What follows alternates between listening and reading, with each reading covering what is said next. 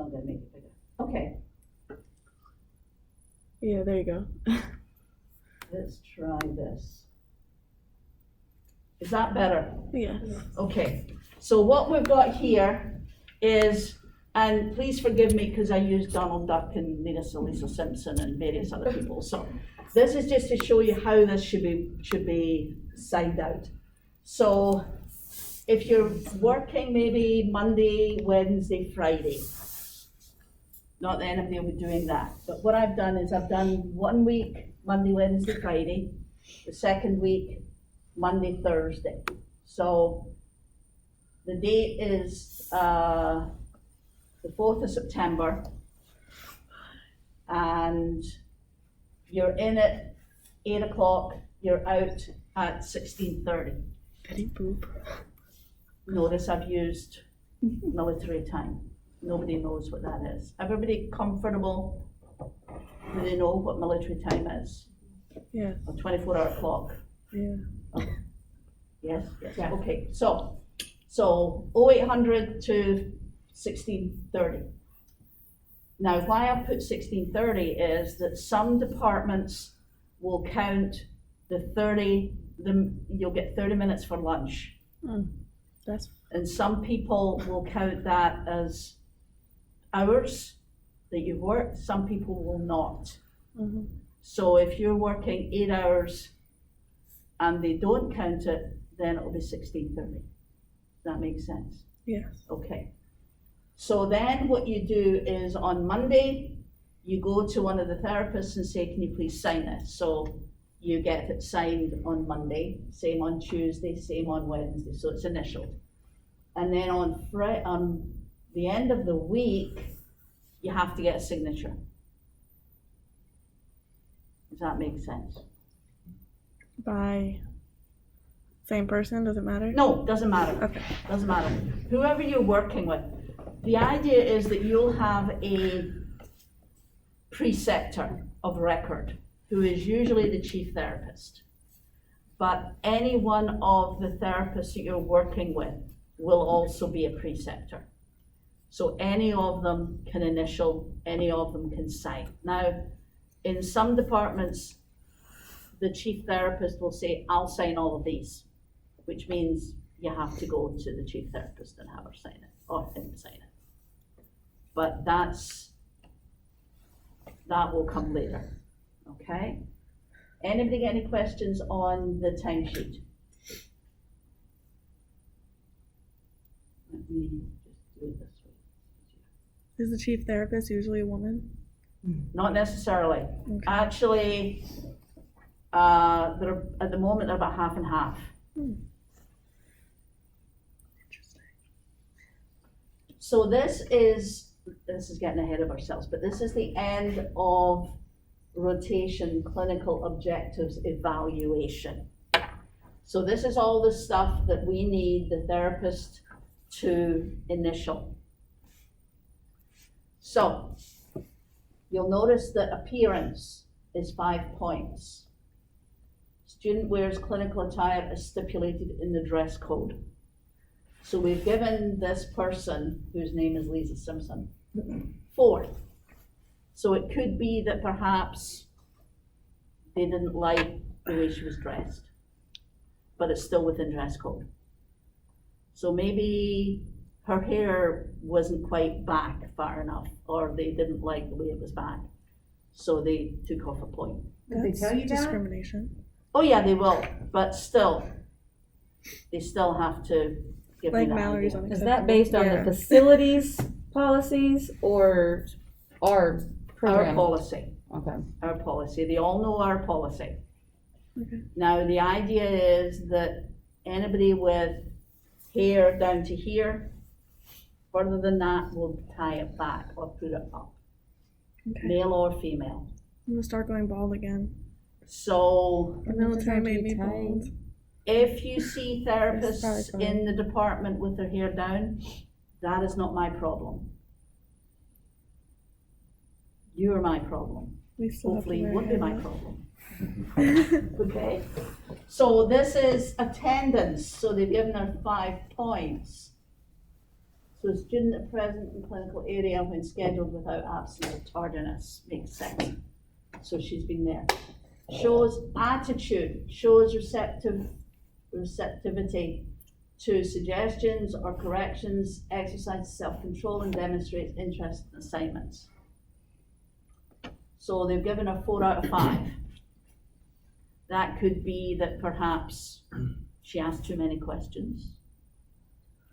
Or asked too many questions in an inappropriate way, shall we say, something like that. And then it goes to demonstrates the ability to communicate. So all of these. So this is only 5 points, they've given her 4. Practice safety and security procedures, they've given her 5 on that.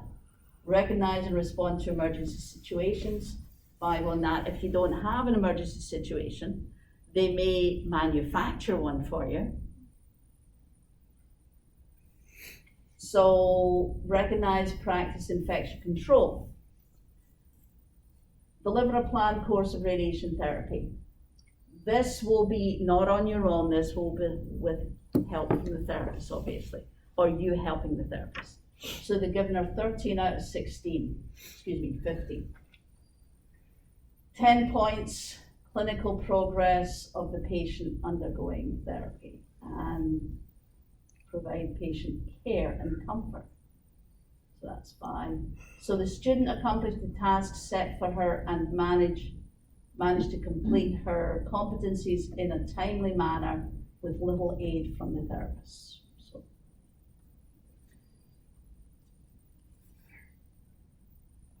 Any questions on that one?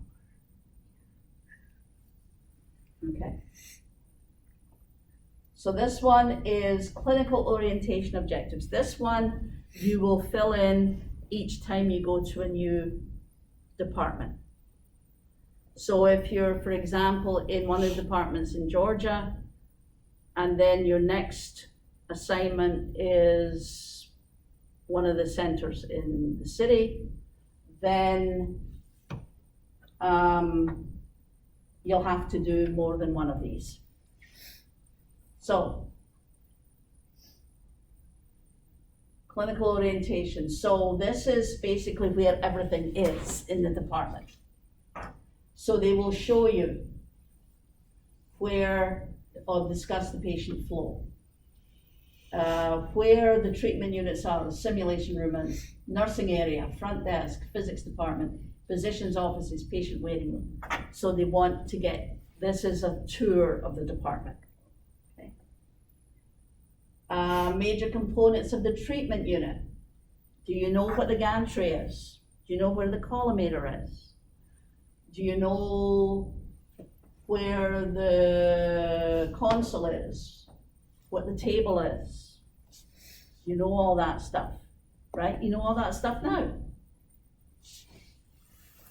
Locate and identify treatment accessories. So head holders, wedges, immobilization devices, all that stuff. They will show you where everything is. Locate emergency shutoffs. In and out of the treatment room, the big red buttons. Where are they? Maneuver mechanical equipment without abuse. In other words, you're moving the gantry, please don't hit the table.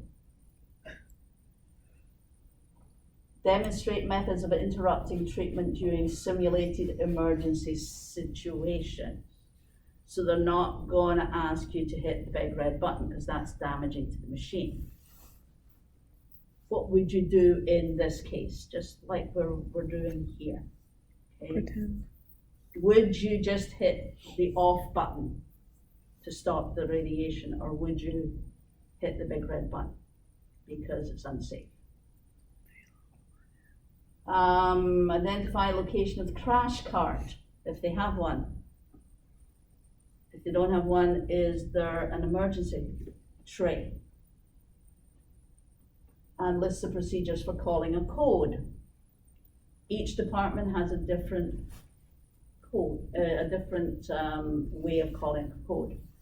If you're in the hospital, they'll give you, it could be dial 6. It could be you dial the operator and you say, there's whatever it is.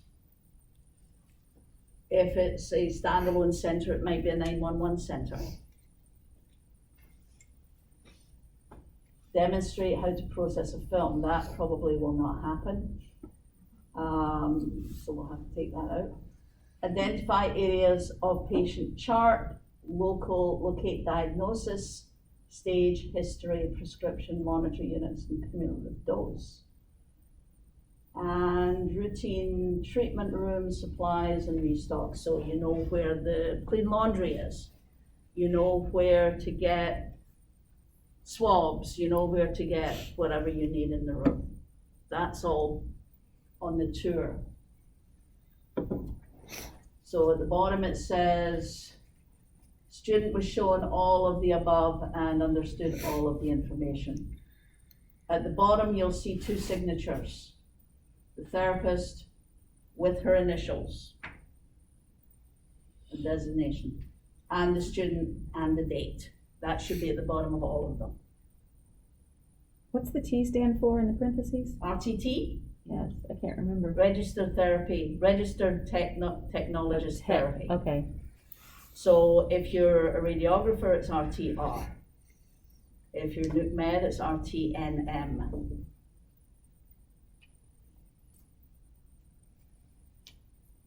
Okay, nursing objectives. Notice the preceptor's Florence Nightingale. There's only one job at the time. So this is where you follow the nurse around for half a day or a day, depending on how they're doing it. And they will go over what type of exams they do,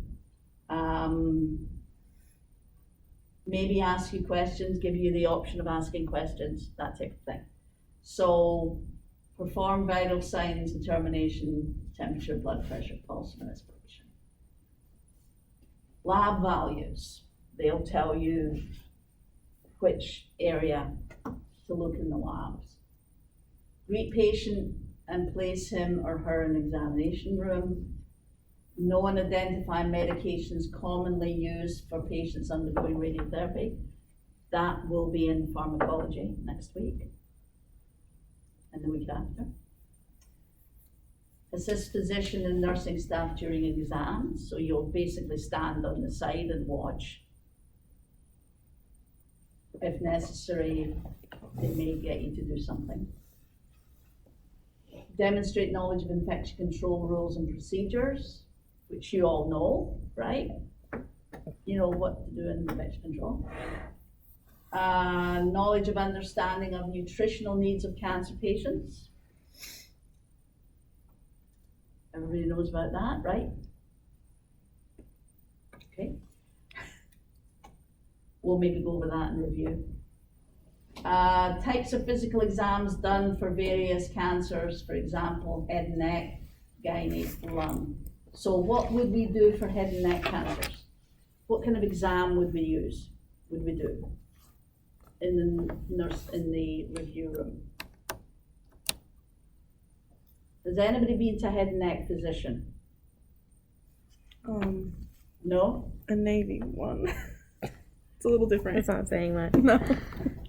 They have this, this is where you have the, tongue depressor, and they have this light on their head, and they look down and they'll poke you till you gag, you know, that type of thing. They're looking down your throat, in other words.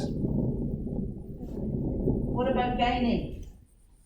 What would they do for gynae? Ladies? A whole lot. Well, no, because you already have, if you're in cancer, you already have, they will do internal exams. You want to grab another chair for a laptop? No, it's okay. Okay, Just hold it. you seem to be sitting in isolation. It's okay. What about lung? What might we do for lung? They get their stethoscope out and sound their lung fields, right? So participate in initial and follow-up consultations. So initial consultation would be the patient being seen by the physician before they even start anything in relation to therapy. The follow-ups are what we call weekly reviews.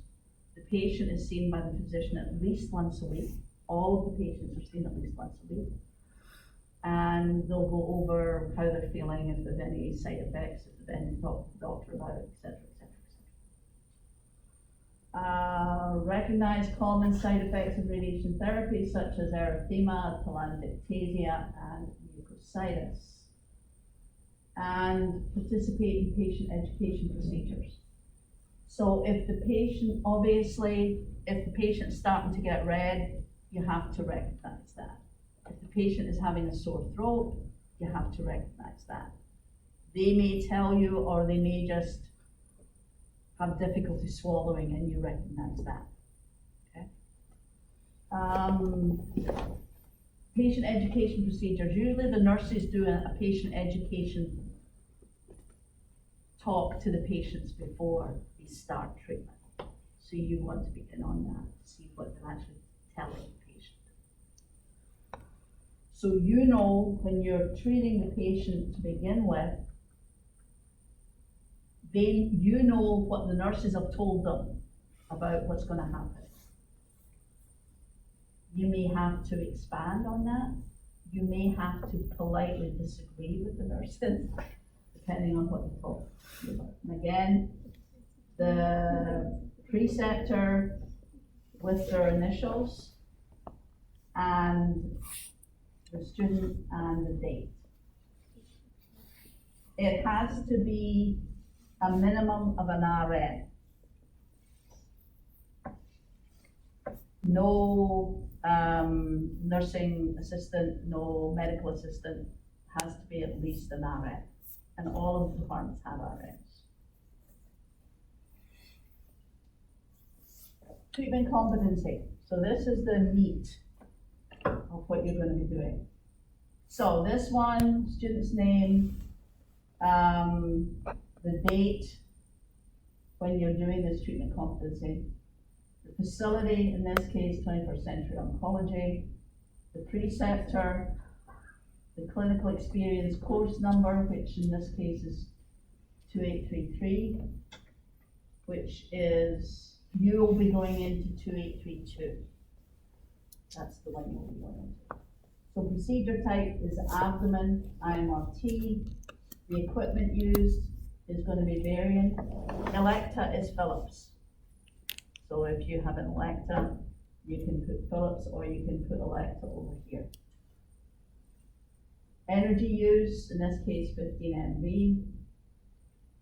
The student participated in the procedure. To do a competency, you have to participate. These things. Is this the student's initial attempt or a repeat attempt? So if it's an initial attempt, that's the first time you're doing the comp. If it's a repeat attempt, then you failed the first attempt. Ignore this as coming out, because it just got too confusing. So here's the tasks. So all of those have to be completed.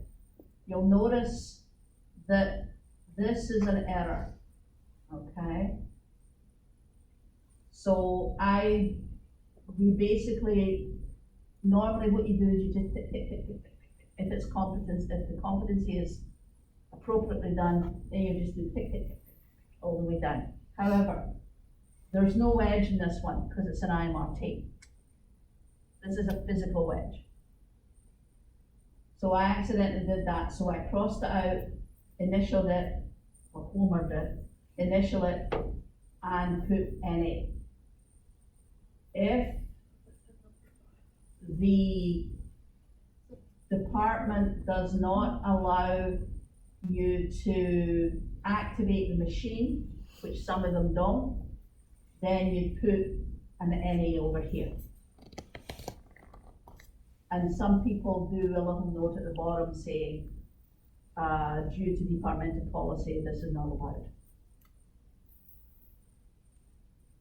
So then, this is the back of it. It says, this one is put above average understanding of basic concepts applicable to the skill demonstrated.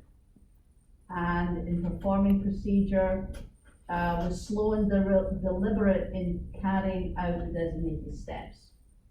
Which means they went a little slower, but they were still within the time limit.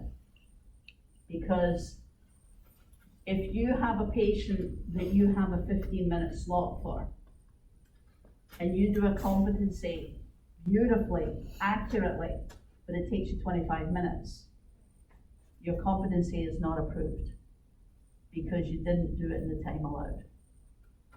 Does that make sense? Yeah, okay. So the student was nervous, but he started nervous as he started the competency, but became more confident as time passed. Although he was slow and deliberate, he did complete the treatment of the patient in the allotted time. It is the opinion of this therapist that the student did complete and pass his competency. That's the kind of thing you're looking for. And date and signed by both of you. Questions on that? Same thing with the CT. So in this case, student's name is Daffy Duck. The date, again, 21st century oncology. The course number, this procedure was in chest. The CT equipment used, Toshiba, Philips, GE. If you have something other than that, you put NA, or put it in NA. SIM equipment used, so you can ignore that because we're not using those very often. Energy used, you can put NA because most CTs work at a certain energy. Participating procedure, again, the initial attempt, you can ignore that one, and everything is satisfactory.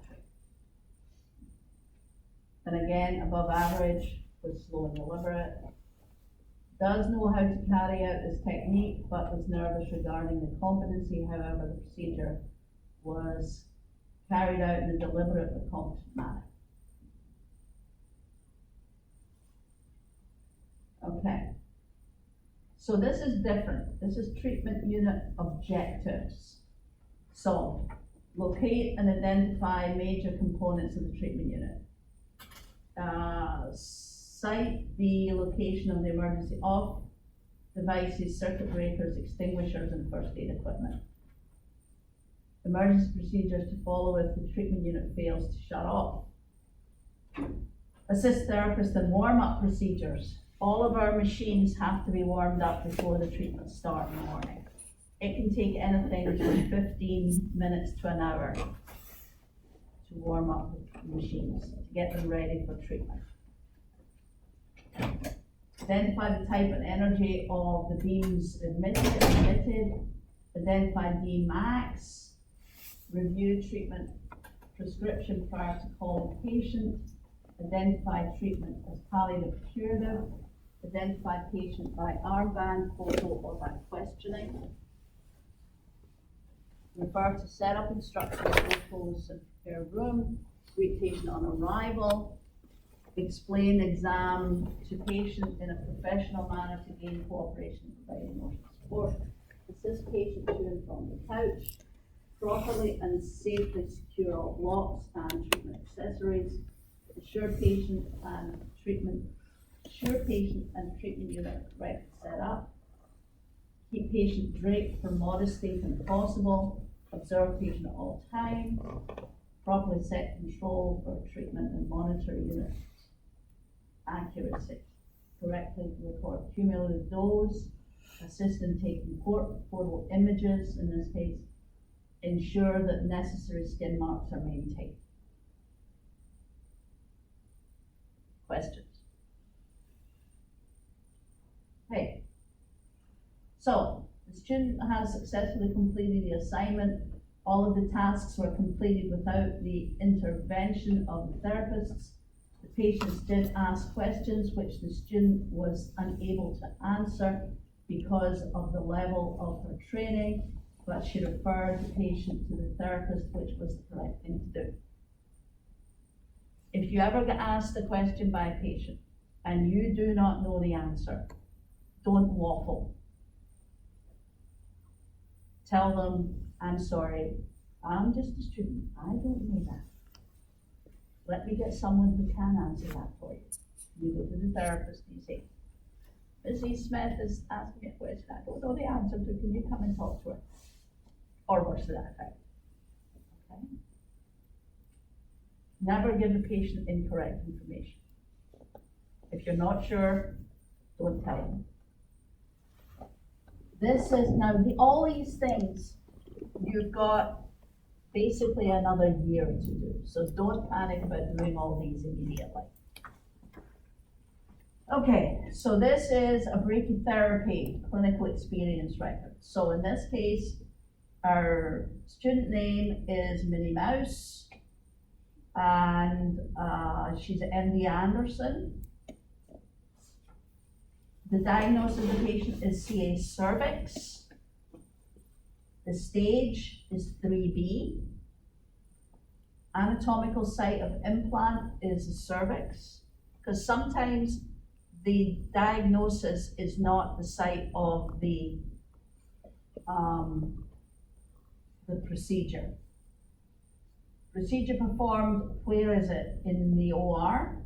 Is it in radiology, or is it other? So if it was in one of the treatment vaults, you would put treatment vault. You just write it in. Which oncologist is doing this? So we've given her the name of Dr. Curie. Was there a surgeon involved? Sometimes if they're in the OR, there's a surgeon involved. In this case, no, there wasn't a surgeon involved. Radioactive material used. In this case, it's strontium-137. Half-life of that isotope is 30 years. Activity of the source is 30 gigabecquerels. And they will be able to tell you all this stuff. But you should be able to get it from the chart. Orthogonal films taken, yes. Or images taken, actually. So patient under general anesthetic fitted with tandem and ovoids for LVR. Treatment dummy tubes in place as per plan. X-rays done. Patient returned to recovery to await plan. Check after which, to await plan check. After which she will be returned to nursing unit room to be attached to the after loading equipment for treatment to begin. So, That's what we want to do. so Sorry? on that page particularly, the bottom part, briefly describe the procedure, is that the student filling that one? Oh, yes, yes, yeah. And at the bottom, you'll see a little asterisk and it says, attach dosimetry if available. So if they've done a calculation, which they will, and if they will allow you to take it, then you attach that to the treatment. Yeah, all of this is done by the student. And then the preceptor will sign it. Okay, so this is the symmetry objective, same thing applies. So they will go over and they will look at all this stuff and see what you need to do. Now, you've already produced an Aquaplast face mask. They may want you to do another one. Produce a backlog. You can say, yeah, I've already done one, but they may want you to show them how to do it. So they will show you all of the information that you need here. And this is done with the dosimetrist, and it has to be a dosimetrist that signs it.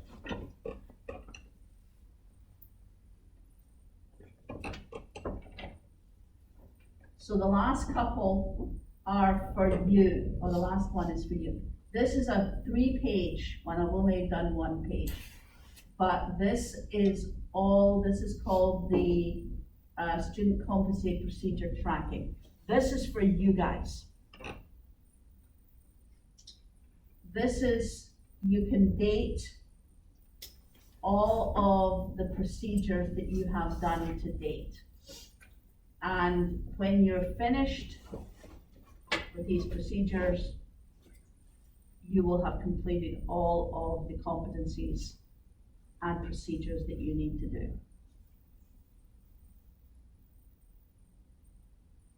So This is- here you have the first page, and it does QA, laser alignment of the linear accelerator, and the simulation procedures, and the dosimetry, and on the next couple of pages, it will give you all of the treatment competency you need to do.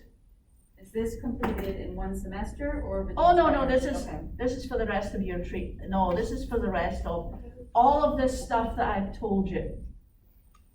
We start in the summer, and you have till May next year Oh, to wow. do it. Oh, okay. So that's why I That said, takes a lot of pressure off. that's why I said, don't panic.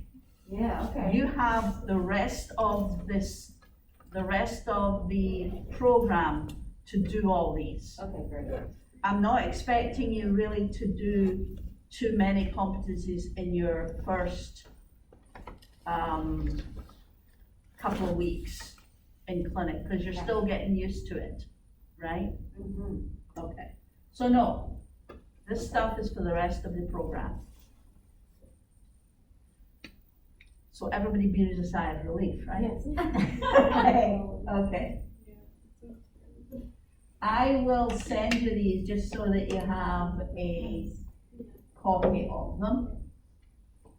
But I'm still in the process of updating some of these, so you will get the student manual before you go into clinic, okay? So, let's do the ones that will, okay. So these are the ones that I keep giving you guys, so you should be able to tell what they are now. Okay, so, applicator. What is an applicator? Give me a definition of an applicator. Something you use to administer something or apply something to the surface of something? Okay, I don't think we've.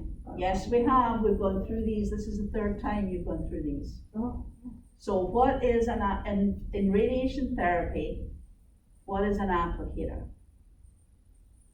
There's 2 types. The applicators are used sometimes for placing radioactive seeds into the body. That is an applicator.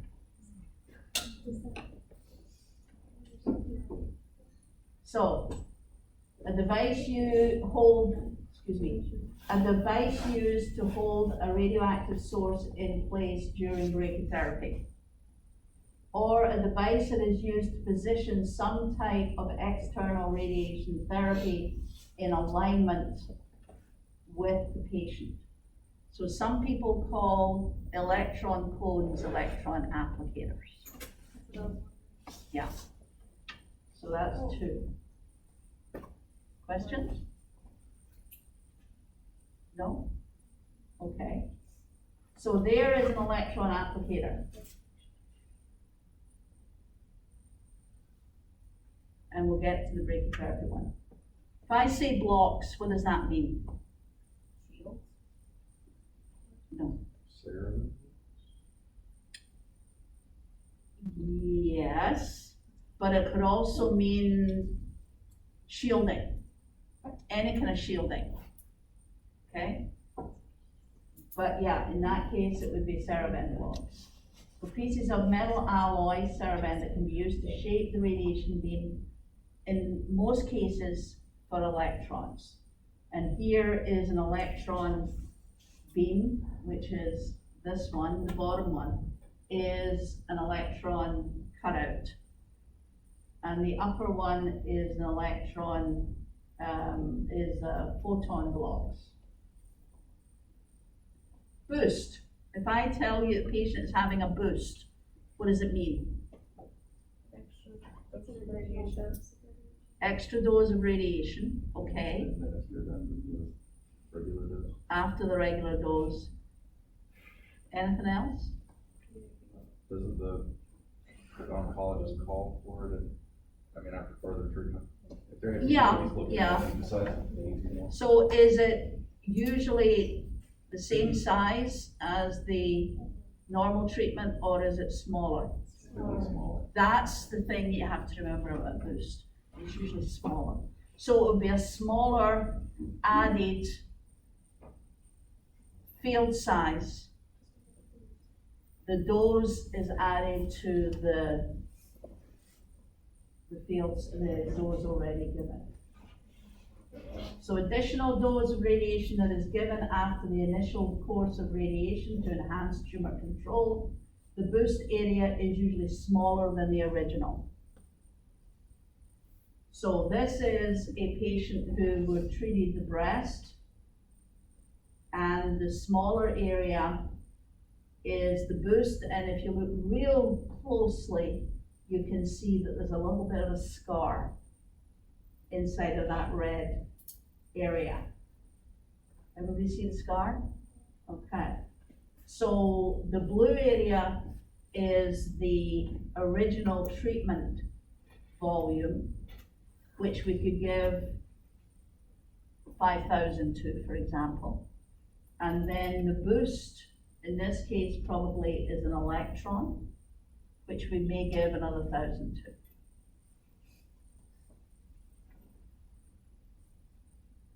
Brachytherapy. Definition of brachytherapy. Using a radioactive source to implant inside the body to help with tumor control. Okay. Internal radiation therapy that involves placing radioactive sources inside or next to a tumor.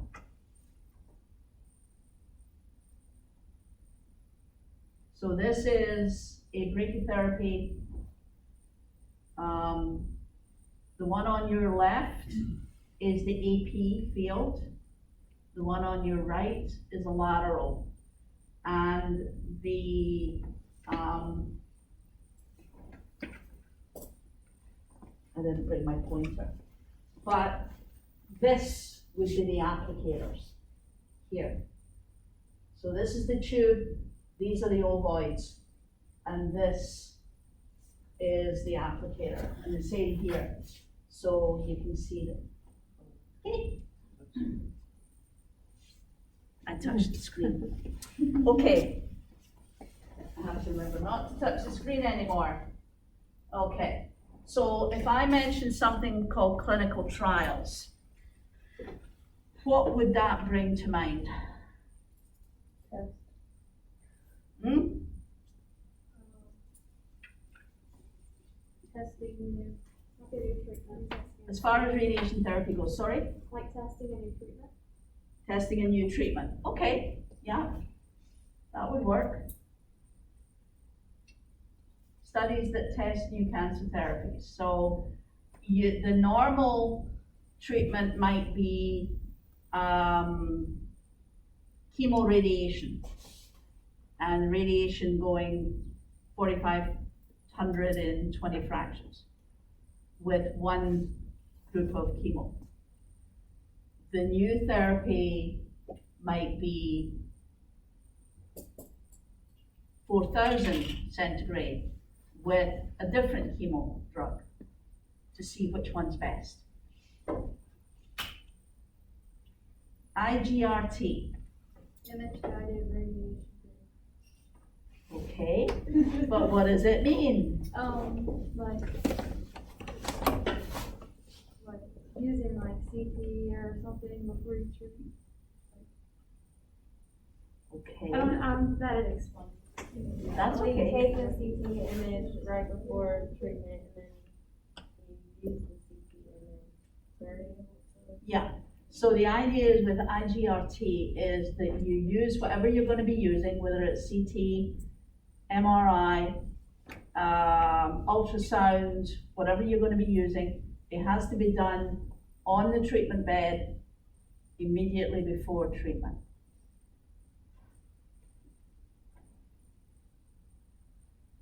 So image-guided radiation therapy, a radiation therapy treatment guided by imaging equipment such as CT, ultrasound, or X-rays, taken in the treatment room just before treatment is given. I'll be sending you these. I'm sure I've done it before, but I'll send it to you again. Immobilization device. Tell me what an immobilization device is. You've all done them. More general. It keeps the patient in the same position every time. The treatment reduces. So a device that is used to help a patient remain in the same position during every treatment. So there is your mask. And you also have, if you look on the right-hand side, you've also, for some peculiar reason, I'm not sure why, they've also got a back lock under there too. I have no idea why, but anyway, that's what that is. IMRT.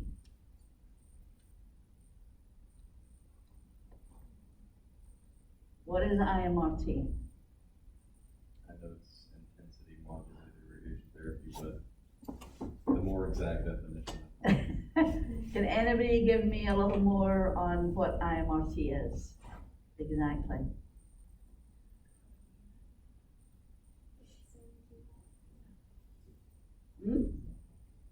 No? Okay. So this is a specialized form of external beam radiation therapy that can help improve how the radiation field and dose is shaped to fit the tumor. What happens is that they use movable MLC leaves to give different doses to different parts of the tumor.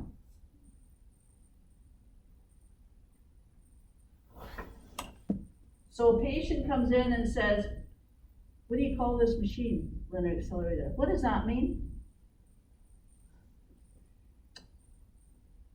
It's the machine that gives external radiation. Okay. Yeah. Yeah. So basically, if they want a more definite answer, if they're an engineer, for example, then they may want something different, then you refer them to the physicist. But usually that's the what the machine is. And basically, it's a machine which accelerates electrons. They hit a target, producing X-rays. That will either encourage more questions from the patient. In that case, you send them to the physicist, or they'll say, okay, and forget about it, because that's not exactly what they want. They just want. Okay, so there's your new linear accelerator. Metastasis. What is metastasis? Starts from the original disease. Okay. Anybody want to expand on that? When the primary tumor moves to a different part of the body, or. Not the primary tumor. Primary tumor No, I doesn't mean, not the move. primary, I mean, whenever it expands, it can move to blood or lymph Yeah, or. okay. So cancer that is spread from one part of the body to another, such as from breast to lymph nodes and to bones.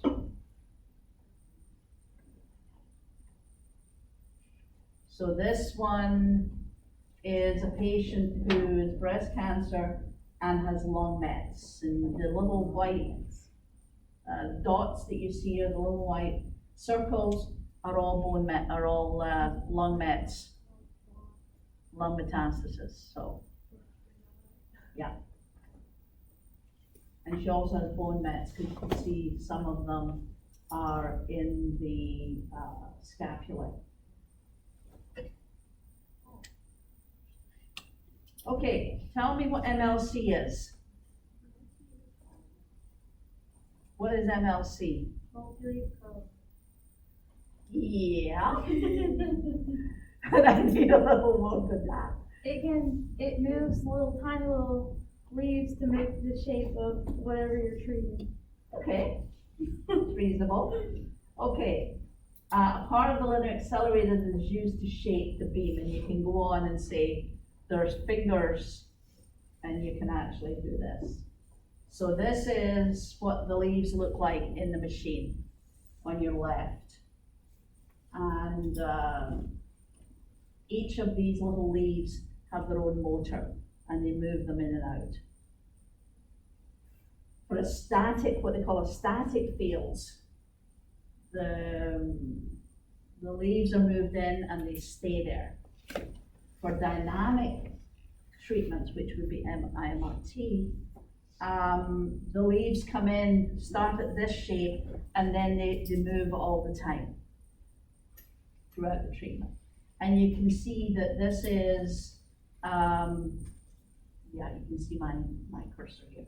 So this is the shape of the beam at one area, and this is the shape of the beam at another area. So the MLCs can move to shape whatever shape the computer tells it to. Palliative care or palliation, what's that? It's not curative, it's just to relieve the pain. Just pain? Well, simple that. Symptoms, yeah. So treatment which is designed and intended to relieve symptoms but not to cure the disease. So radiation therapy or radiotherapy, same thing. Somebody somebody asks you what you do, and you say, oh, I'm a radiation therapist. What do they do? So what is radiation therapy? We use external beam therapy for those, External beam therapy, okay? enough to destroy cancer. And So what does external beam therapy mean? What do you use? we're using high energy X-ray. So use of radiation to treat cancers and other diseases. So you would use the routine answer I give is that we use high-powered X-rays in order to treat disease, mostly cancer, because there are some diseases that are not cancer. Who's a radiation oncologist? Or what is a radiation oncologist?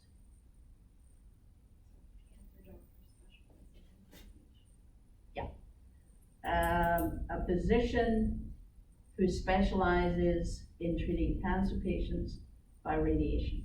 Because there are medical oncologists, there are surgical oncologists, there are dental oncologists, there are gynecological oncologists, there are all sorts of oncologists. So a physician who specializes in the treatment of cancer and other diseases with radiation.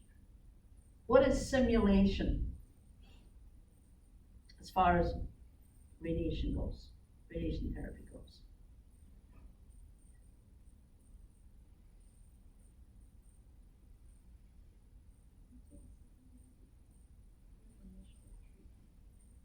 Yeah, okay. It's a process of planning radiation therapy using X-ray machines in order to allow radiation to be delivered to the intended location. This might be one that you've never heard of. Tomotherapy.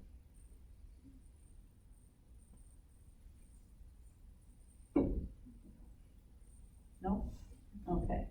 Tomotherapy is a type of machine that has the capability to image the patient and deliver radiation therapy treatments. It looks very similar to a CT scan. So this is the machine. Inside of this machine is a small linear accelerator. So you can do CT slices and then treat. Just a different way of doing it. Treatment plan. What is a treatment plan? What you follow, Hmm? something you follow, Yeah. Kind of specify, explain, for patients. Okay. So a treatment plan should have the radiation oncologist prescription describing how a patient should be treated with radiation therapy. And then the radiation oncology team uses special software to maximize radiation doses to the tumor while sparing healthy tissue. That is the plan. And depending on what you're treating, obviously, the second one will change depending on where you have it. What does SSD mean?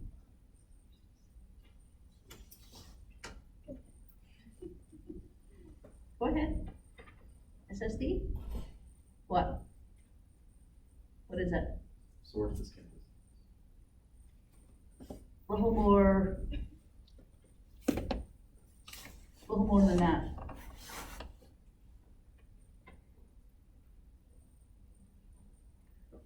What's the source? Hmm? What is the source? You're saying source to skin distance. Define the source. What is the source of X-rays, guys? You have electrons coming down the tube. It's the port where it comes out? No, no. How does it get, you have electrons coming down the tube. How do X-rays get produced?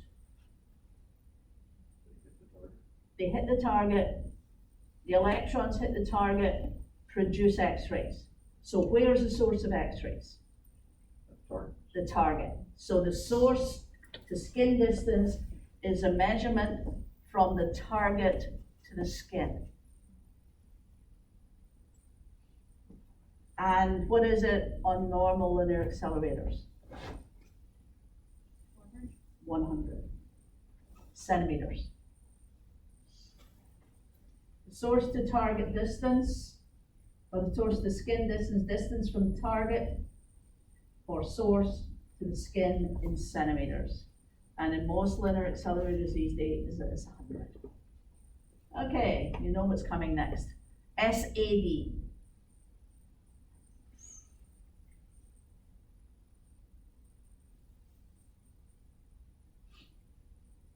So we know the S is the source, which is the target.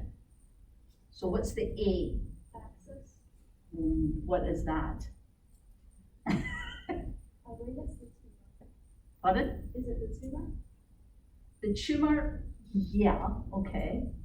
So it's actually the isocenter, which is usually in the tumor, okay? So the distance from the target or source to the tumor. And again, it's usually 100.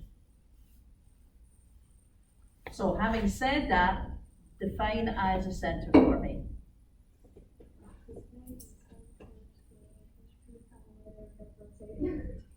I'm sorry, say that again. The point in space in which the gantry collimator and bed rotate.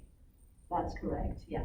The one thing that you guys are gonna have to get used to is talking a little louder. Because a lot of the patients that we treat tend to be elderly or older, shall we say. A lot of them are not, their hearing is not good. So you have to be able to make yourself understood, especially with the masks that we'll still be wearing, okay? So just get used to talking louder. Okay, point around which the gantry, collimator, and table rotate. So there's your isocentric mounting. So you have the gantry, which rotates around this way, the collimator, which rotates around that way, and the table, which rotates in this direction.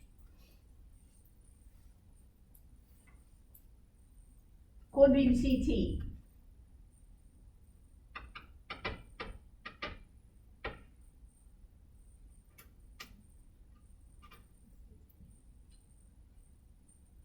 You've heard me discuss this, so what is a code beam CT?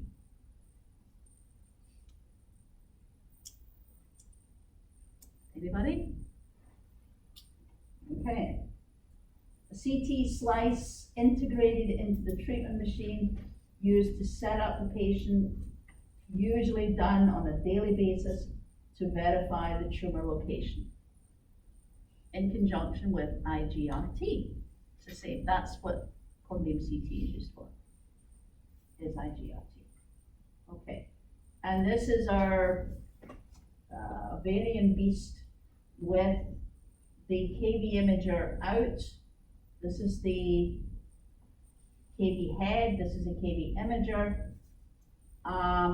And they can either use software to do images, like an AP and a lateral image, or the software can do a CT slice, or CT slices actually. And if you're doing a KV imager or a cone beam CT, this is your MV imager, this should not be out, this should be back in its home. DRR. We've discussed DRRs. What are DRRs?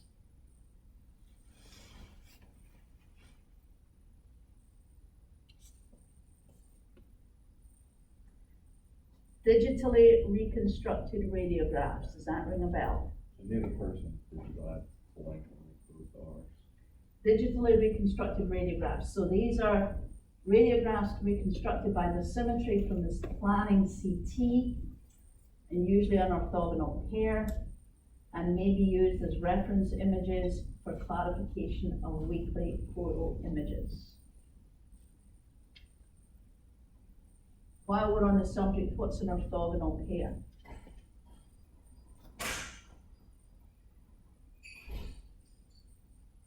No? Okay, we have mentioned it, but I'll go over it again. Orthogonal pair is a pair of images 90 degrees apart. So it's either usually an AP and a lateral, or a PA and a lateral.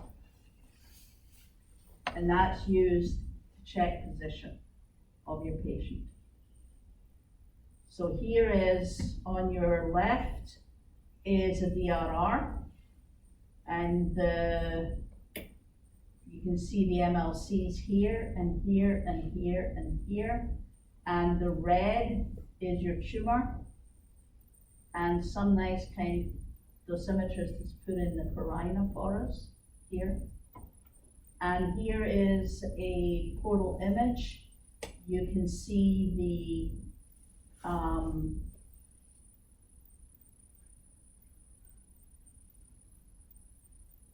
MLC here, and here, and here, and here. So this is the area that you're treating.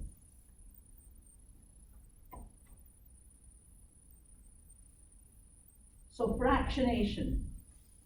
If I asked you to tell me or give me a definition of fractionation, what would that be?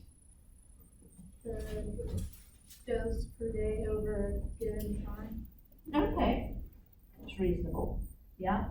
So this is a dose per day over the number of treatments prescribed, also the number of calendar days. So what you would do is you would have this, for example, 180 centigrade per day times 20 treatments over 30 days. So why the discrepancy between the 20 and the 30?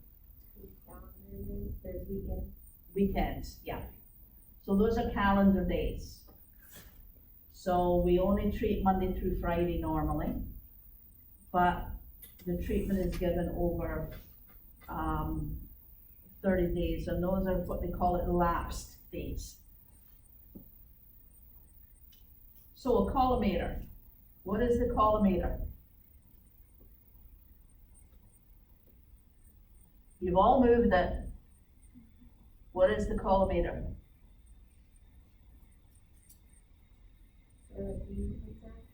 Pardon? Where the beep comes out? Okay, yeah. Okay, part of the head of the machine used to shape the primary beam. The collimator rotates through 360 degrees sometimes, clockwise or counterclockwise. So there is the collimator, part of the machine head. This is the head of the gantry.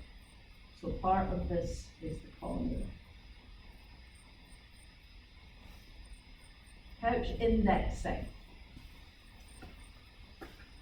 We haven't been able to do that because we don't have a couch that actually will accept indexing.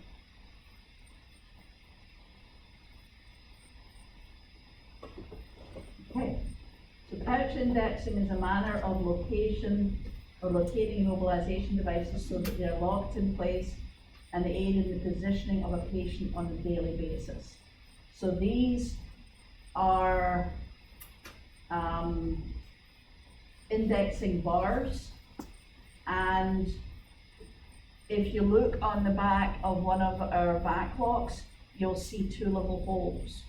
Those little holes would go into these little bubbles here, and that would stop the back lock from moving left to right or up and down. So you know that the patient was in the correct place because you have these numbers that go up and down the bed. So you would have, in CT, you have the same bed. So each of these bars would be set at a certain longitudinal position, and therefore that would be in your setup instructions. OAR, organs at risk. What does that mean?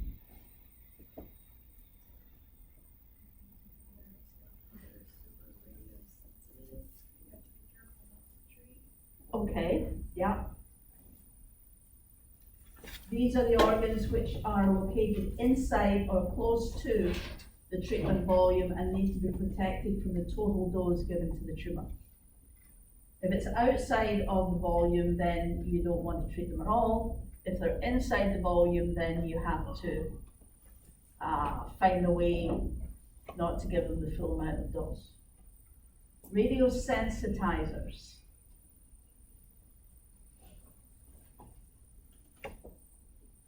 Something that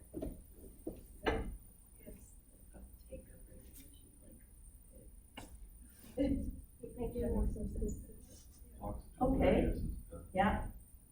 So substances that make the tissues of the tumor become more sensitive to radiation. And most of these are, unfortunately, chemotherapeutic agents.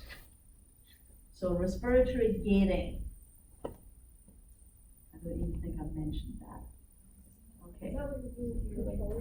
Yeah, you control your breathing, yes, with some help. So a type of treatment in which the breathing of the patient is controlled so that the area to be treated can be reduced. So think about treating a lung. And because of the movement of the lung, you have to treat an area which is larger than you would like. So what they do here, and this is one particular way, is that they ask the patient to breathe gently, and this along the top, you have lines which go from here to here, so that this is attached to the machine, so that if you're in this area, the beam will stay on. If the breathing goes up here, the machine will switch off. So you can go on, off, on, off, on, off, on, off, as the patient breathes. But it takes twice as long, so yeah. So SRS.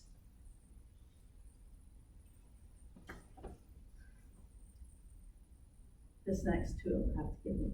Stereotactic radiosurgery. And we'll discuss this later on this semester when we're doing brain.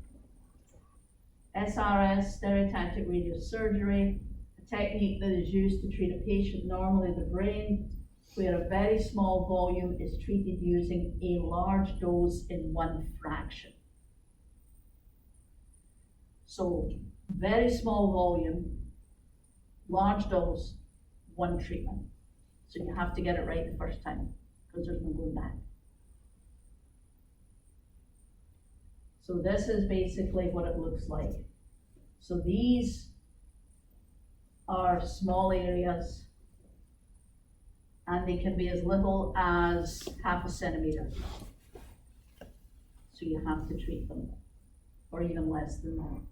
So these are done via the ARCs, or you can use what they call, they can use normal MLCs, or you can use micro MLCs, which are very thin ones.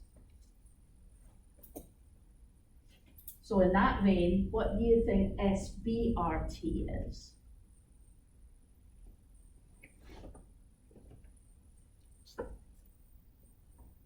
That is stereotactic body radiotherapy. And this is a technique which treats a small volume using large doses, usually treated over 3 to 5 fractions. It's commonly used for lung tumors.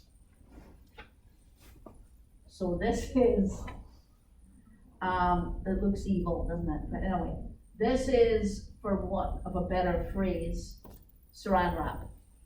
It's a very specialized type of saran wrap. So what happens is the patient has a back lock made. They're put in position. This wrap goes over them. In this particular case, it goes up to the patient's neck and over the arms, but the face is still loose. You don't want to put it over the face, obviously. And this is a vacuum. So you suck the air out, therefore the saran type wrap goes onto your patient and keeps them still. So it not only helps keep the patient still, it also, and you'll notice here, this is a breath wrap, so they're keeping the breath very narrow. And that's what they call it, SBRT. Huh? So. I'm still heavy breathing. Sometimes I say that. Still a heavy breather. So I just want to see if you guys can do this one. Now, don't worry if you miss these, because this is what they call a board review. Alright. But most of them you may not be able to answer. We're just going to go and see how good you are. Don't worry if you don't answer, you can't answer them. So, a shielding block was omitted from a treatment by mistake. The therapist should. So you've got 4 options here. What do you think they should do? B, okay. Anything else? Maybe C. Maybe C. B and C, depending on the protocols of the center. So, who does the calculations in your department? The dosimetrist and or the physicist. So you have to let them know so they can recalculate. And any error, whether it's small or not, has to be told, the oncologist has to be told. So, when starting radiotherapy on a new patient, the therapist should, so tell me which ones you want to, which ones are more correct, shall we say? B, 2 and 4. D. D, Go.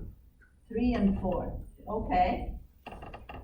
Explain the procedure and explain the time involved. BID, radiation therapy, is a form of what?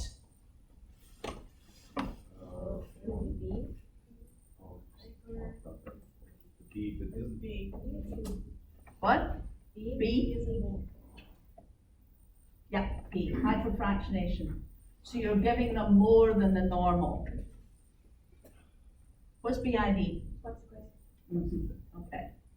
So how many hours in between would we give those? Anybody get any guesses? 6? 6 is correct. Yeah, minimum 6 hours. So normally we would treat them around 9 o'clock in the morning, 3 o'clock in the afternoon. However, if they're late getting in the morning, they have to be late getting in the afternoon.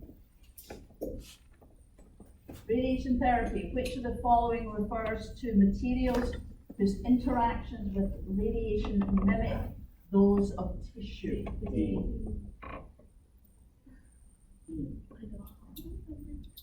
Most patient support assemblies, which means the table, can support up to what? I thought it was I thought it 400, was but that's not an 400 option. It depends entirely on the table. Some of them are 450, so, you know, So you round up. so you round up. So it's actually C, but it usually depends on which end of the table it's used. It also depends on the manufacturer. It might be because we've done it. Hayman's capsules are used in the treatment of which type of cancer?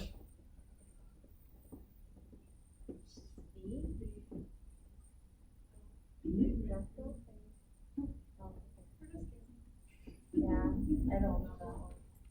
I think I did mention My it. second It's- guess is A. It's cervix. Okay. When treating a patient with esophageal cancer, the radiation therapist needs to make sure to do all of the following except.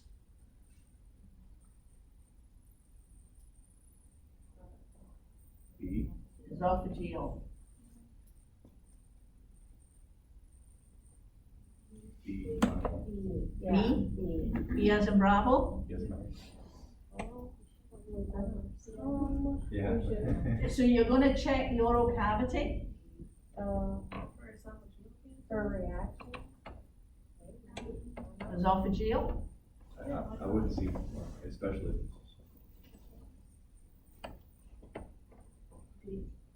D. Yeah, obviously. So when you're treating esophageal cancer, you don't have to check the oral cavity, because if you check the oral cavity for reactions, you're treating the wrong area. So you have to check. So you have to check blood counts every week. Okay, this one you may not be able to answer, but you can give it a shot.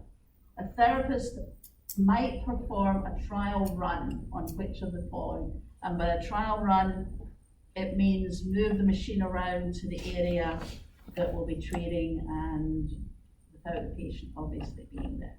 I say B. D, 1, 2, and 3. Open rotation. Is rotation just to make sure that it's rotating properly? No, a rotation means your treatment, like a VMAT. Oh, Really.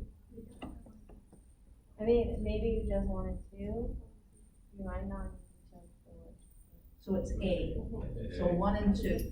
So you always do a trial run for anything that's done with VMAT. With an IMRT, you sometimes have weird angles on the bed and on the collimator, so you always do a trial run with an IMRT. Okay, which of the following would assist in reducing the amount of small bowel in a pelvic treatment port?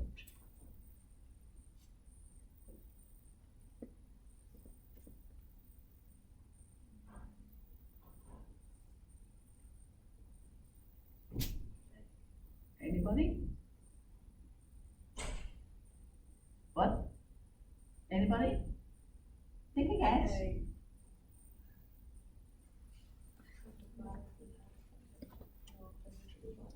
It's A.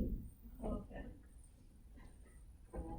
The empty bladder doesn't assist the small bowel. So if you treat the patient prone, and even more so if you treat the patient on a belly board, the small bowel will move out of the way. If the table starts drifting upwards while you're setting up the patient, which means you're not moving it upwards, what do you do first? Make sure the table stops. Pardon? You're not touching the table and it's drifting up. B. What do you do? Yeah.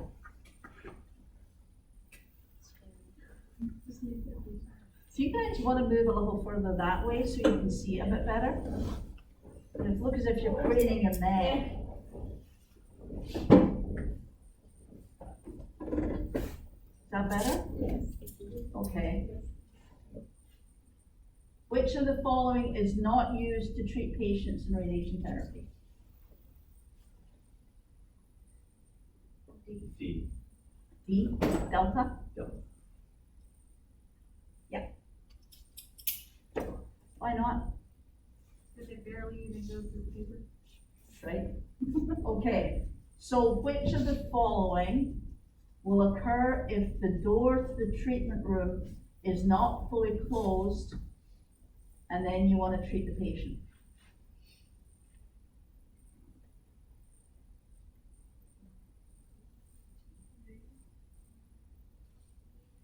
I'm gonna have to change the wording of that.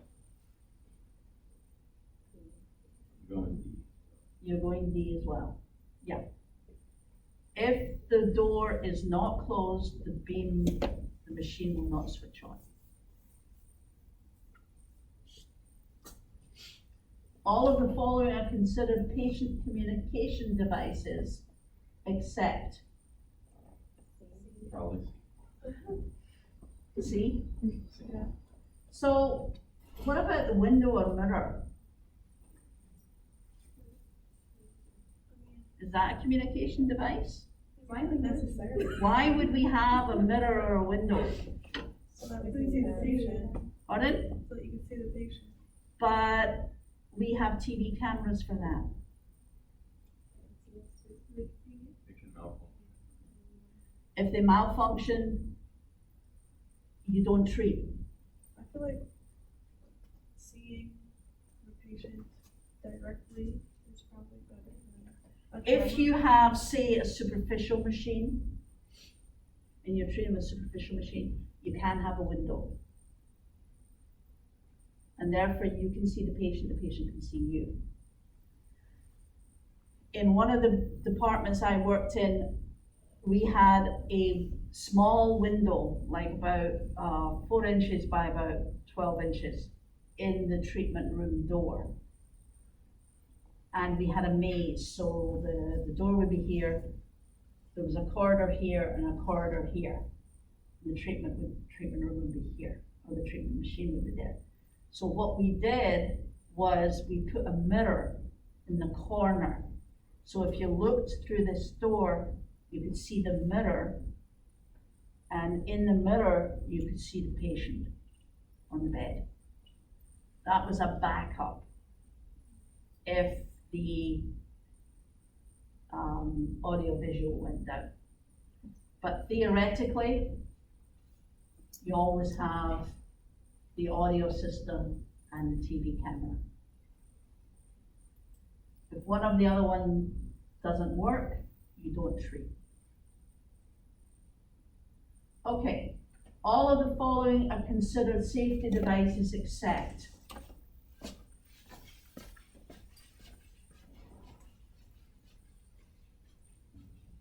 D.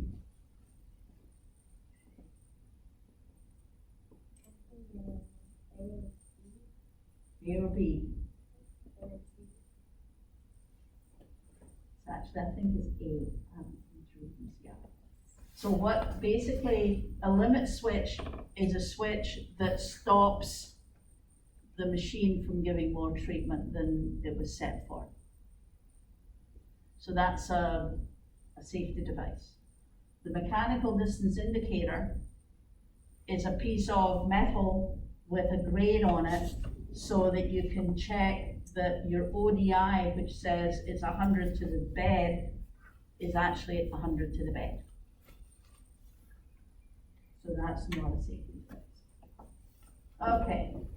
When treating a patient on a linear accelerator, an equipment malfunction causes the main circuit breaker to be tripped. Oops.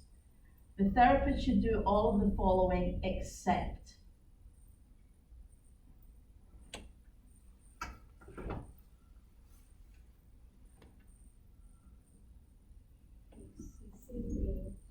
Hmm? C. B? C. C. Why? Why don't we want to reset the circuit breaker and continue treatment?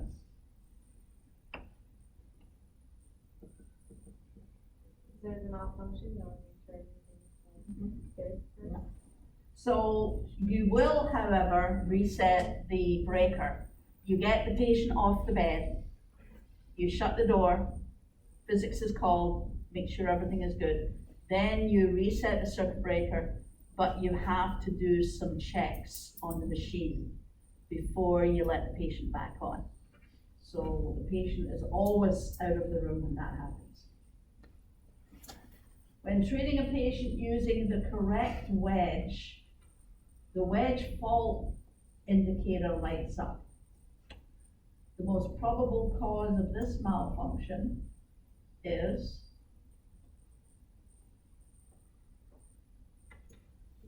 you have to know a little bit about wedge. So you're saying which? I think D Either sounds B or reasonable. D. B or C? D or D. He thinks D. I don't know between B or D. I just think it B sounds or D, so Bravo or Delta? Yeah. Delta. No. Bravo is not, because you know that you're using the correct Oh, wedge, okay. it's set it up there. Okay. So the actual one is the electronic sender. So basically what happens is that you put the wedge in, an electrical switch tells you which wedge is in. So if it's saying that it's the wrong wedge, then it's this defective electronic sensor. Don't worry. Okay, wedge filters on a linear accelerator vary in angle between what and what? You may not know this one. And don't worry if you don't know these, because you don't have to know these yet. The normal physical wedges, which means are 15 to 60. So there's a 15-degree wedge, a 30-degree wedge, a 45-degree wedge, and a 60-degree wedge. So that's the physical wedges, or they're sometimes called hard wedges. You actually physically have to put in. Very few people use them anymore, but you still have to know about them. Which of the following hazards associated with the operation of a linear accelerator could cause retinal damage?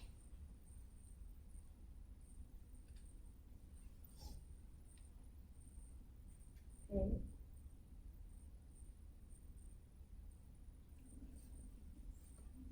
Yeah, if you were treating the retina, yes. C. C, lasers.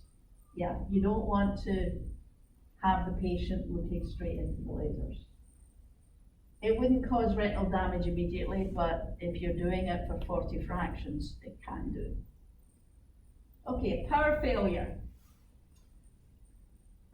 should occur when treating a patient on an accelerator. All of the following procedures should be followed except.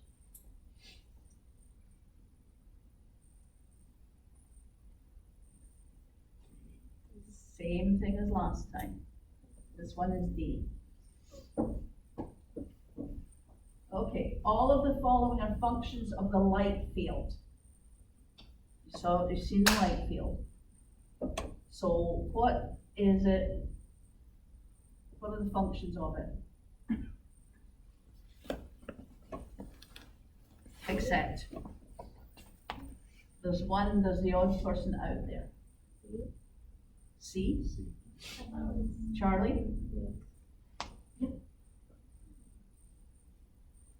All of the following are mechanical or optical patient alignment devices, except for what?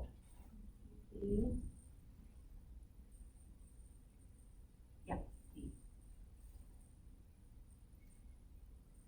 Using a treatment machine in which the field alignment is inaccurate could result in which?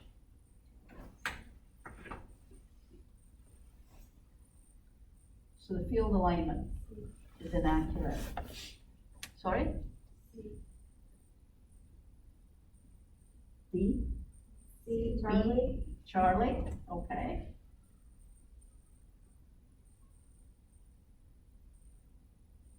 C and perhaps A. So if you're not treating the entire tumor, you may also be doing something nasty to normal tissue. While treating a patient using a rotational technique, the gantry rotates past the end point.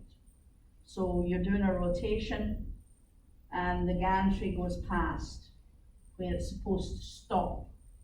This is likely a malfunction in the fork.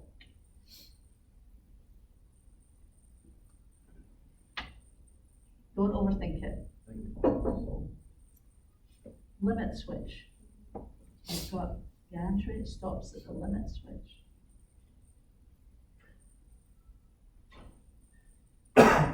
All of the following can be sources of light field misalignment, except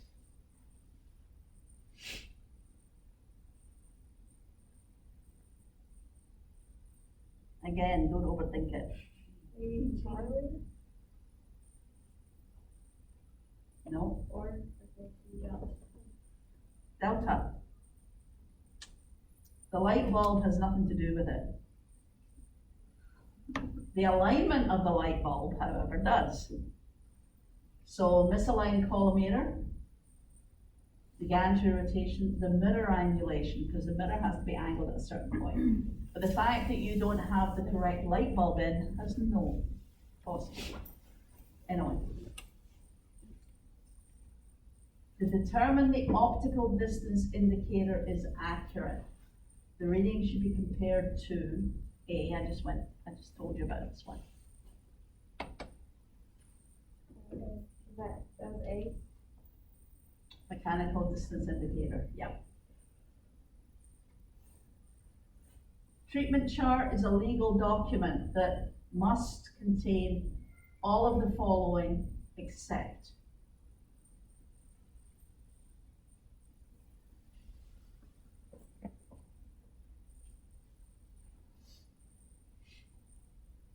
Anybody? They all sound like they belong.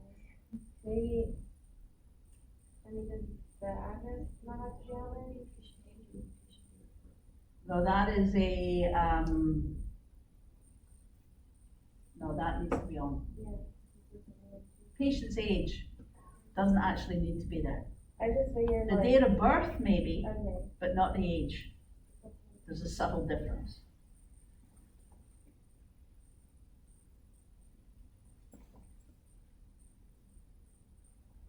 Okay, when preparing a treatment chart, which of the following may lead to a treatment error? This, of course, is back in the day when we were actually writing treatment charts there.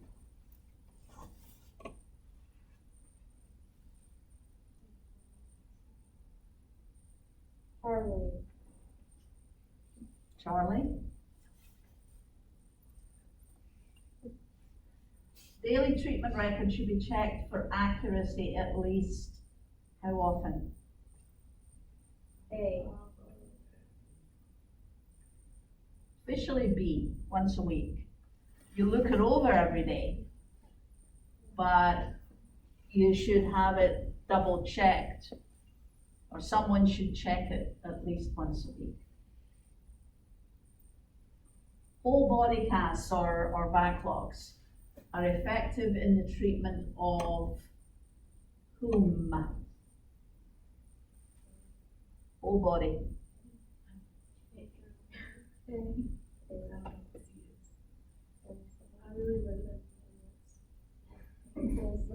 Somebody give me an answer. A. A, yeah. And perhaps C. And it will explain why C on Monday. What is C? Mantle. And that, I was just gonna say that, we'll explain that on Monday. Okay. Main advantage of using Cerabend over lead for making shielding blocks is that it is,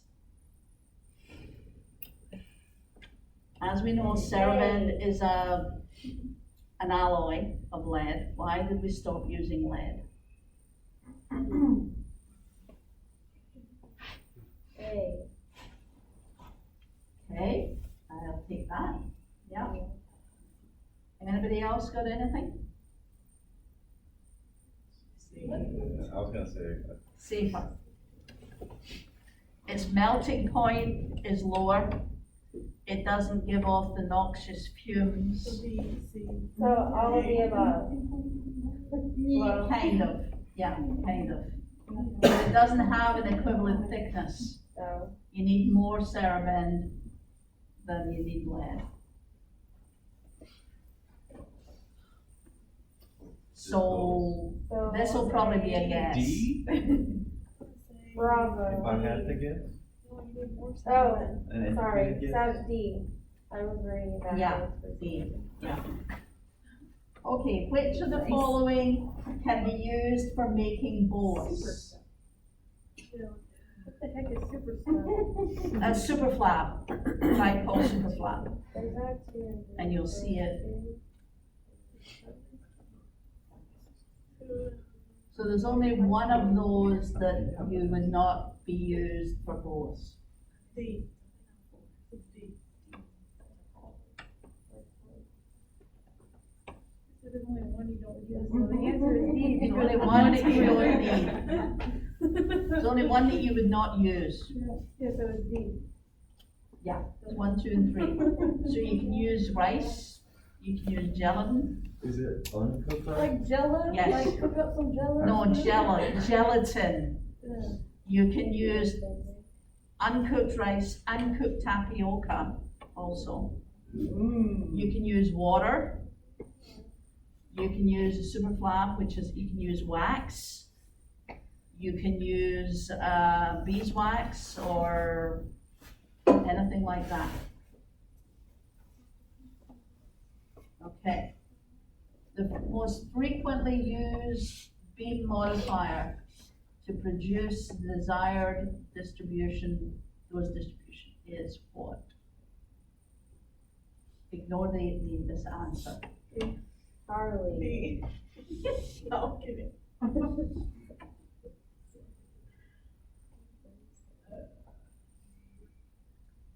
That is a wedge. Okay. In order to preserve skin sparing when using megavoltage beams, compensators should be placed, or anything should be placed at a distance of, or a minimum distance of, how many centimeters? We have gone over this one.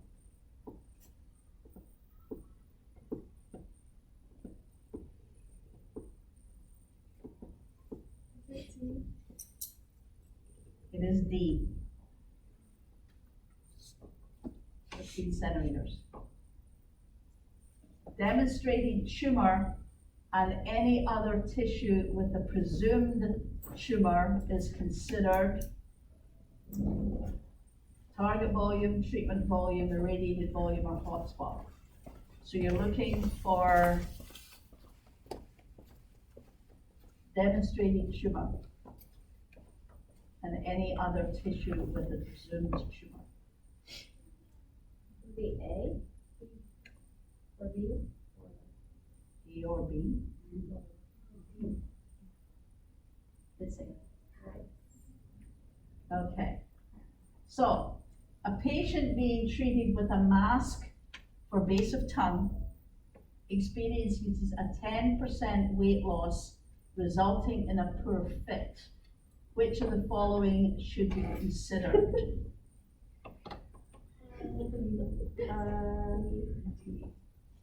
B. Depending on your physician, yes. Even A. If it's even A and B, or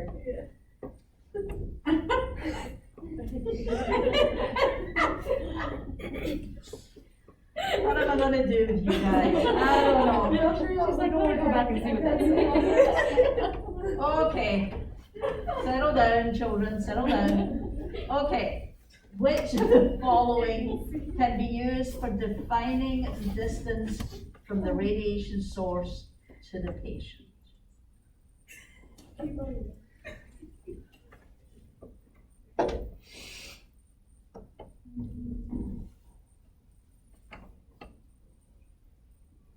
Which of the following?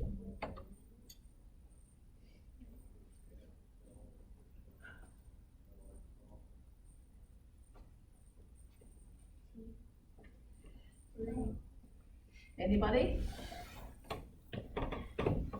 Anyone to take a guess? I hate the combination question. Yeah. one, so, yeah. So it's 1, 3, and 4. The collimator does nothing for the defining distance. Okay, an overhead sagittal laser line is useful for aligning the sagittal axis of the patient with the axis of which?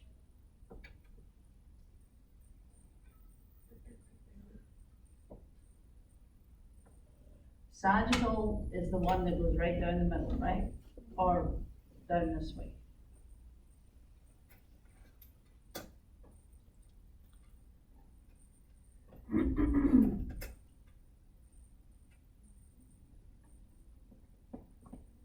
Anybody?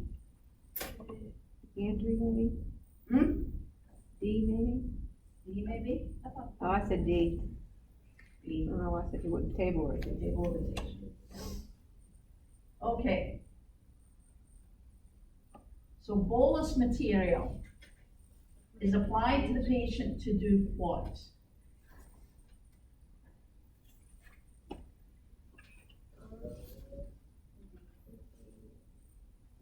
This is actually percentage that fills that.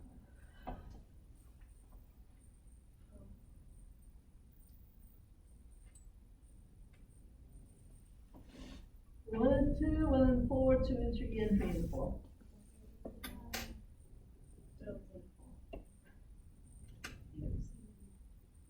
Charlie. Charlie. Back to delta. 3 and 4. Here's another one, sorry guys.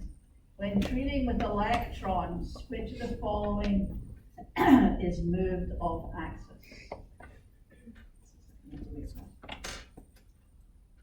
Oh yes, I know what you're talking about. Okay, so when you're treating electrons, which is moved out of the way? Is basically what it's asking you. What don't you use if you're treating electrons? Hmm?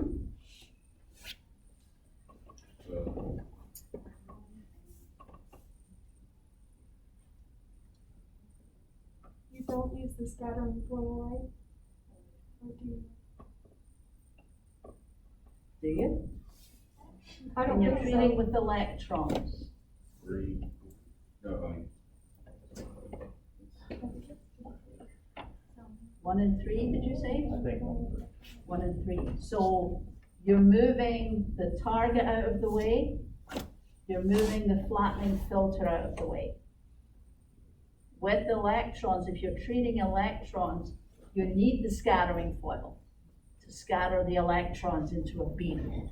Because the electrons come through in a pencil beam. And you can't treat with that, so you need to scatter them into a normal beam. So you need to move the target out of the way, you need to move the flattening filter out of the way. When treating a patient, red warning lights, signal lights indicate that the beam is on. And they must be located where?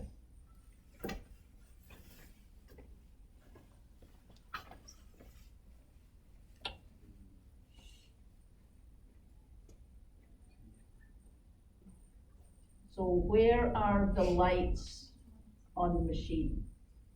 The red light and the green light. Those are the ones that are on the collimator, right? No, you're thinking of something else. Oh, okay.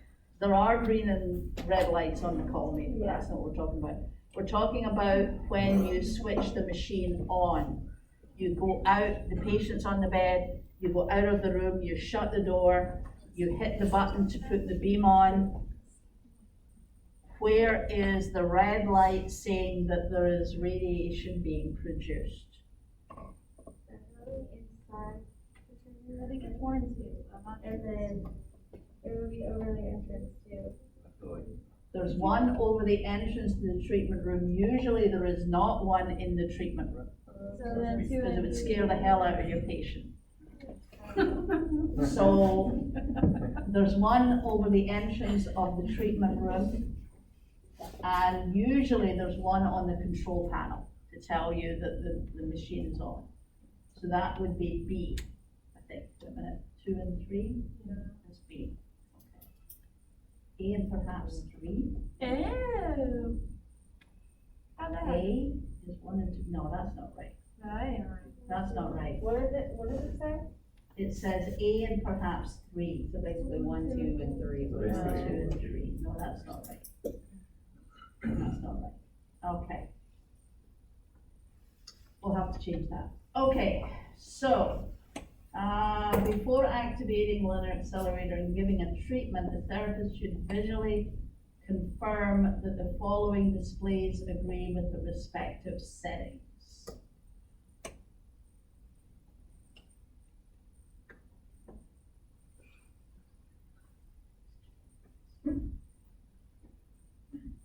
put the game You didn't see that, did you? So basically, you're looking at your MU has to be the same. Your dose monitor has to be the same. And the internal timer has to be the same. That's computer-based system that compares the treatment that has been set up with a record of the intended treatment is called what? It's just giving you the answer.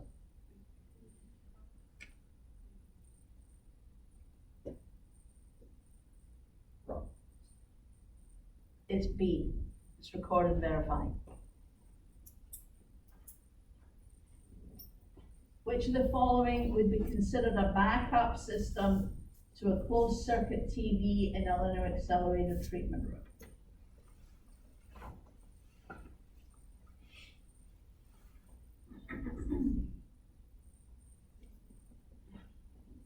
We already mentioned that. All of the, oh. So it would be a window or a mirror, which would give you an indirect visual.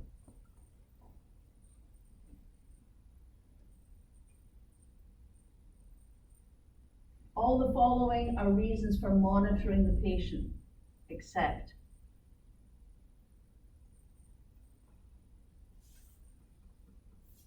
Which one is the odd one out?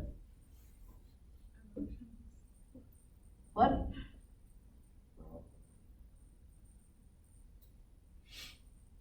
Bravo? Okay. A or C? Don't monitor for safety. Or treatment activity? What? That's, yeah, I didn't do this. I feel one, so like you all know. of them, really. No, it's actually record keeping. Cause you want, the monitoring the patient is definitely for patient safety. It's for emotional support as well, cause you need the patient to know that you're watching them. That, there was beauty of the window when we use windows, because you could see the patient could see you. So treatment accuracy, definitely.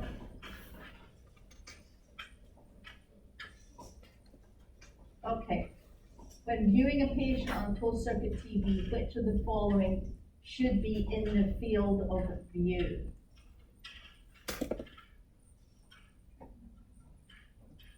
You usually have two TV cameras, by the way, one on one side of the bed, one on the other.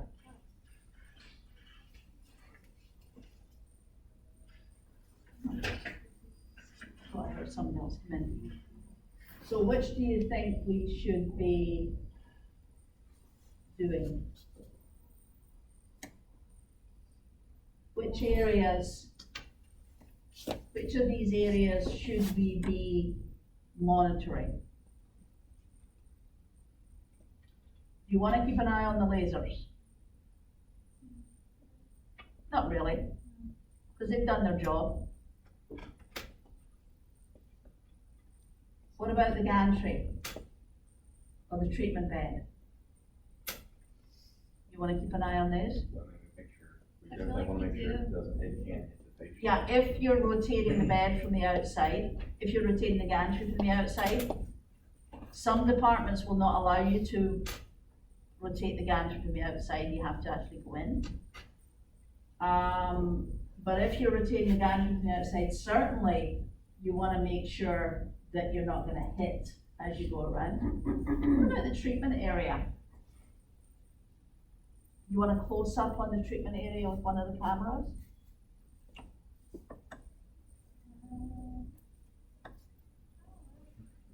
Maybe, kind of, sort of, don't know, don't care.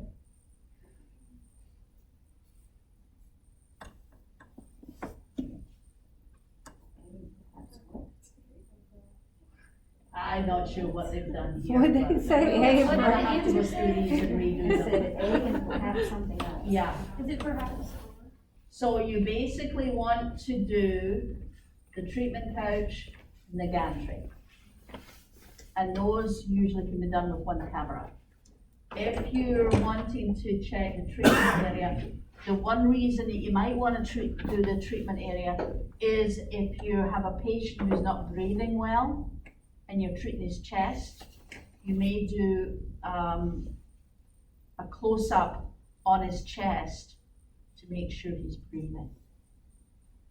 It has been known for somebody to actually stop breathing on the bed. And if you have a close-up, then you realize it faster.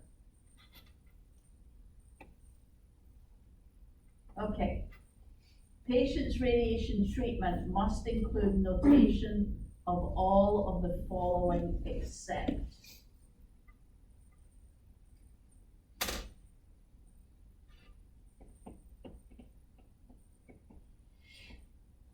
So you're gonna record the daily dose, you're gonna record the MU that you gave, you're gonna record the total dose to date. You really don't want to record anything on the treatment plan because the treatment plan is there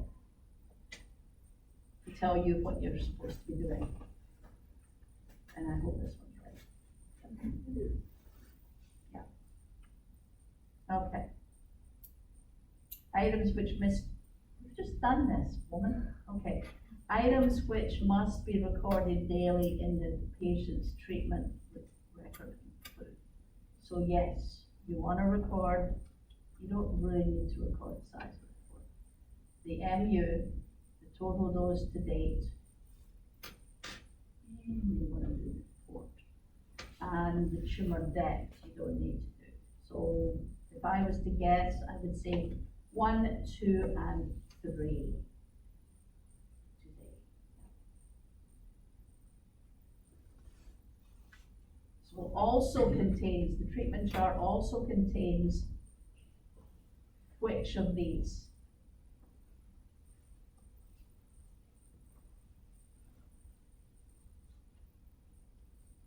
So what would clinical findings be?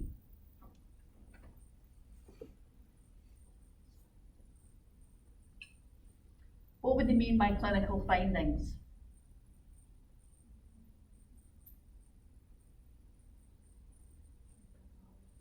What kind of treatment, what kind of tumor they have? How far advanced it is? That makes sense? What about record of treatment given? We have to include that. Rationale for treatment. Why are we treating it? Yeah, that should be in the chart also. And description of treatment, that should be in the chart also. So D, all of the above. And the physician's prescription for treatment should include all of the following except. So he may specify what machine the patient has to be on. The total dose, he definitely would. The depth of the tumor, probably would. And the monitor units, he doesn't know because the calculation hasn't been done when he does the prescription. So I would say that would be C.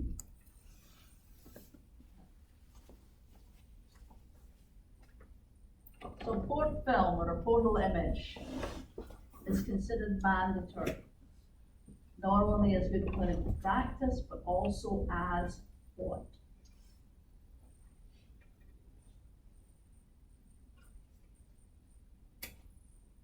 Why do we do portal images?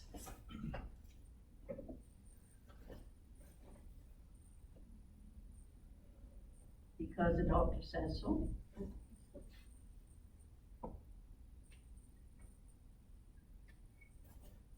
It's a legal record of the area that we treated.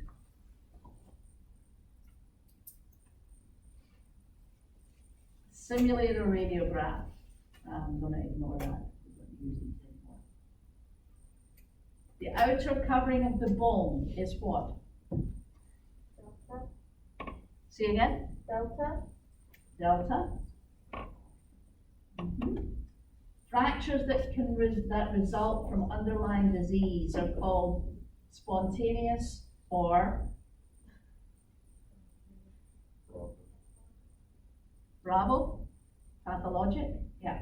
So pathological fracture is a fracture which happens because there is usually bony involvement of the tumor. Okay, loss of bone mass resulting in the bones being fragile and at risk for fractures is called what? Charlie. Pardon, Charlie? Osteoporosis? Yeah. Pigment that is produced to protect layers underneath from radiation. Pigment. Delta? Yeah. A term to describe redness of the skin.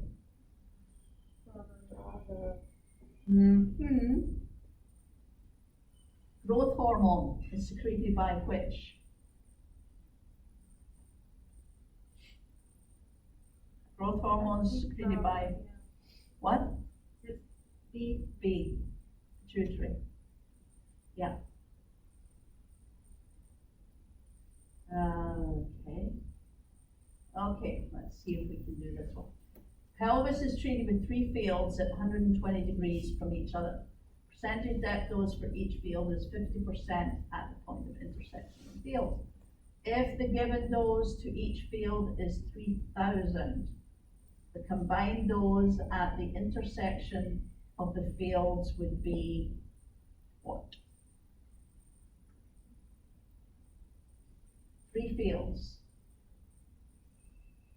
Each field, the depth dose is 50% of the point of intersection.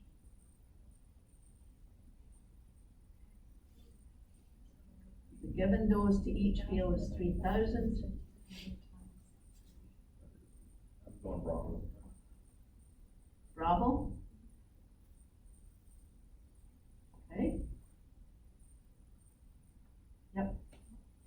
So each field would be 3,000, 1,500 times 3 is 4,500. Okay, machine rotates at a rate of 360 degrees per minute. If a treatment takes 4 minutes and 15 seconds, at what angle is the machine at the end of the treatment? So 360 degrees per minute.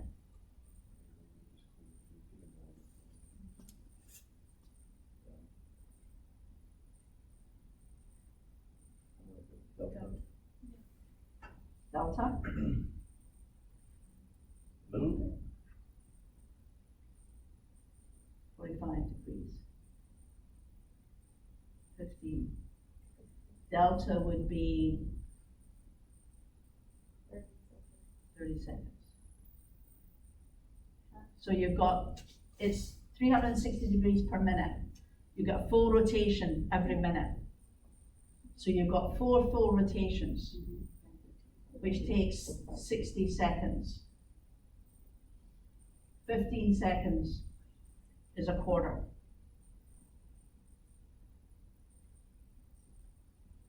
I guess I'm picturing it at 90 degrees. But Yeah, I'm confused It's a by little that. bit of math. I'm- when yeah, it's- that's, 360 degrees. yeah, you'd be right. That's right. Okay. They're wrong. They're wrong. You're right. So you did pretty well, guys. There wasn't that many that you missed.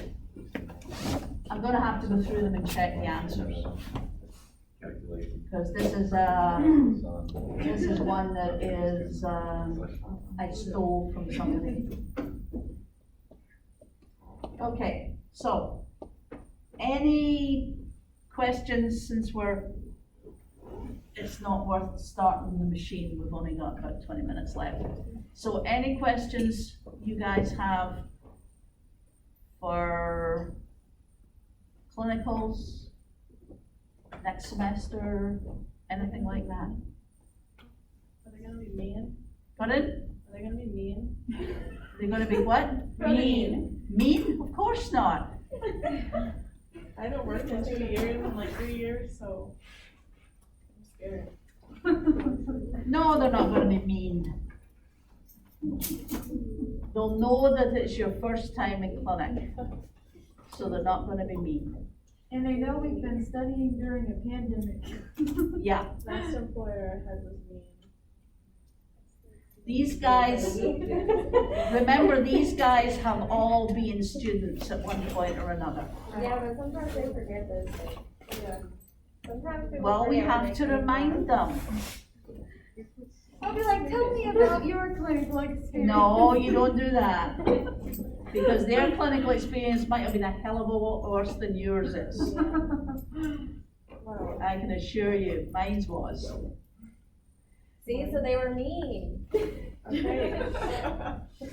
I'm talking a long time ago here, it has, in figured another out how to part of the deal with world, it. so no. I figured out how to deal with it when I was in the military, but I don't know if I'm too emotionally stable enough anymore. I love that. So, questions? Nothing? It's kind of off topic, but like, Professor Graham said that you could show us how to Oh, yeah. do our presentation. How to use that projector. Oh, yeah, well, when do you have to do it, next Tuesday? Yes. That's when it starts. Well, remind me on Monday, and we'll do it on Monday, okay? Yeah, Yeah, I don't think he knows how to work that thing, so he said, that's up to y'all. Yeah, 'cause he asked and he was like, I'm pretty sure, Miss James. wait till I get him. I was like, I don't know. No, I will show you. So you've all got it on thumb drives.